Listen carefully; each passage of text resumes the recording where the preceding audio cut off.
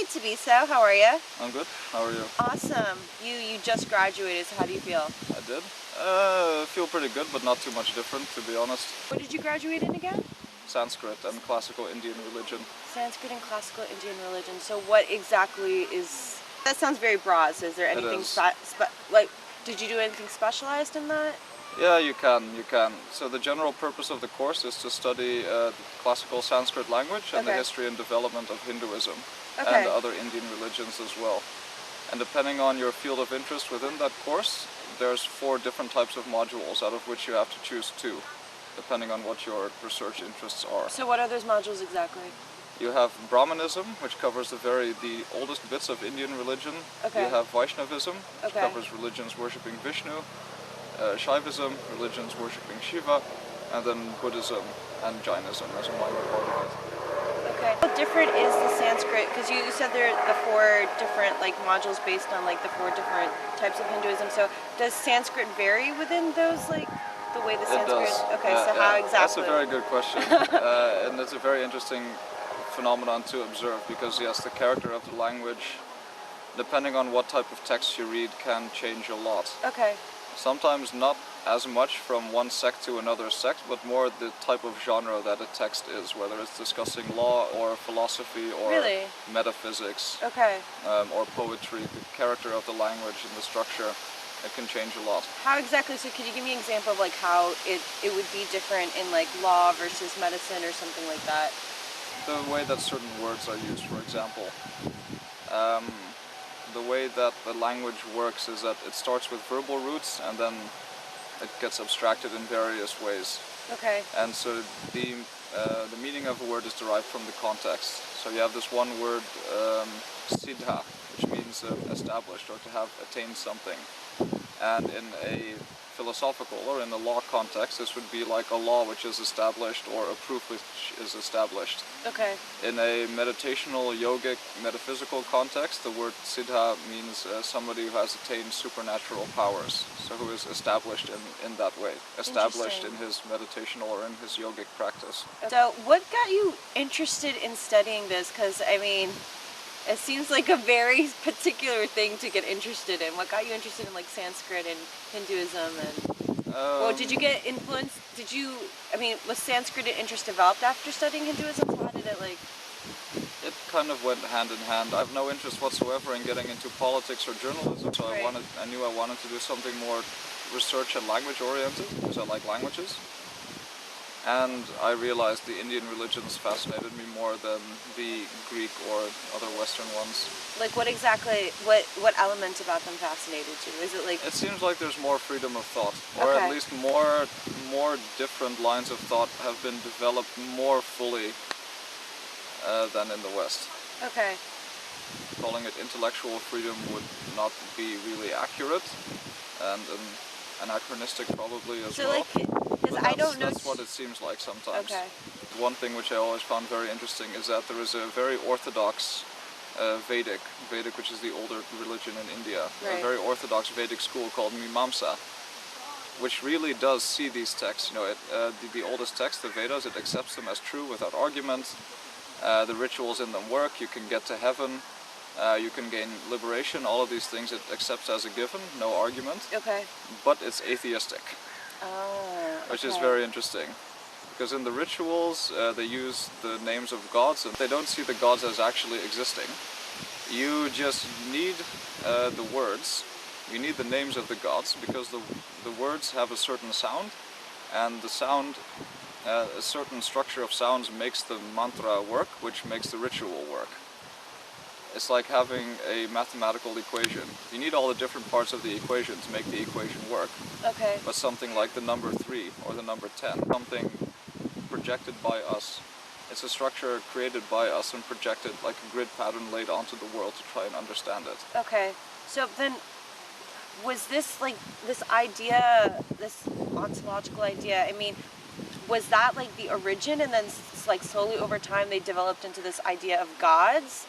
Because that seems No, this is one, and this is why it's so interesting, is that this is just one development. There's other developments happening at the same time. Okay. Schools which were considered exactly as orthodox as this one, Right. but which did see the gods as real, Oh. and which did ascribe to them a real ontological existence. Okay. It's just that this one didn't. Because Which school of thought is that again? Mimamsa. Mimamsa. So they just see the god. The gods are not actually. Yeah. It's just the sounds which are important because And they these have different something schools were okay. able to coexist quite peacefully, it seems, because the focus, at least in olden times, seems to have been more on orthopraxy rather than orthodoxy. You do your rituals, basically. Okay. So in the context of an Indian village, they basically say, okay, you do your morning and evening rituals, or whenever it's required. If a son is born or if somebody gets married, you do your Vedic rituals just like everybody else. Right. You do your job. You don't cause too much of a disturbance. You just keep the ship afloat, basically. But apart from that, if you do these minimum basic requirements, Right. you can think what you want Okay. about what the actual meaning of this is. I'm just wondering, does that influence their idea of like having gods? Karma comes in later. Okay. It wasn't originally there. It seems to have been, this is also what my thesis was about, but concepts of karma and liberation seems to be something developed in the northeastern part of the country, where Buddhism and Jainism originated from. It does not seem to have been originally Vedic. Okay. Or at least, this isn't proven, but this is my opinion on the matter. Okay. That it's not originally Vedic, and it was picked up by them at a later date. Who did they pick it up from? Proto-Buddhists and Jainists. Okay. So not that Buddhism or Jainism actually is the owner of this concept, right. but that these were ideas in the spiritual milieu in the area from which these religions evolved. Okay. Because Buddhism and Jainism, and there's another religion from that part called Jivikism. Okay. They all have different. They all take karmic rebirth as a given. It's just these ideas were already current in that area. Interesting. In the whole area, and Buddha picked up on them. The founder of Jainism also picked up on them, but in slightly different ways. Okay.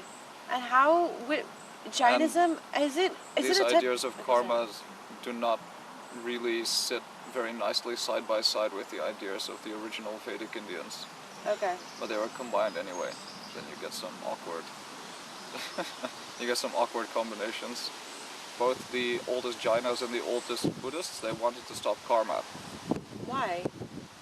Because they saw karma as the source of all suffering, and they want to stop suffering in order to reach liberation. And then the question is, okay, what is this karma and how do you stop it? Well, the Buddha said that it had mostly to do with the intention you have when you do an action. So he highlighted the psychological aspect of it. The early Jainas, by contrast, took it very, very, very literally, where to stop karma, you just stop acting. It's not that you change something in your attitude with which you do the actions, like Buddha said, right. but really stop action. Everything. So you just gradually, cease to do anything at all? Yeah, you gradually do less and less and less and less. You start taking less food. You spend more time just sitting, meditating in a forest. You drink less and less. Over time, your body adapts to being able to subsist on less food and less water. But in the end, if you go all the way, this path culminates in voluntary starvation to death. Wow. Or other forms of yogic suicide. How do you feel like your course has been in like touching upon like the different religions and like addressing them and like presenting them? Like, how do you feel like your course's treatment has been on them? Like, do you feel like it's a good treatment? Like, yeah, okay, it's good. I had some very good professors. Okay, is there one course that you had like that was really intriguing that you really enjoyed? All of them. A lot of the texts I read, they're all really good, but they're very different from each other. Okay. So it's kind of like comparing, different in terms of like themes? Oranges. Like how different were Difference of theme, difference of who wrote the text, when was it written, what does it discuss. How many religious texts are there? Innumerable. Innumerable. So many texts. It's not there. These aren't religions which are bound to a single text, like the religions of the book or the Abrahamic religions. Okay. There's not one central text which is the focus for the whole religion. There's lots of different ones produced over time. Okay. And some groups adhere to this, other groups adhere to that. And there's It's no a much like more murky situation.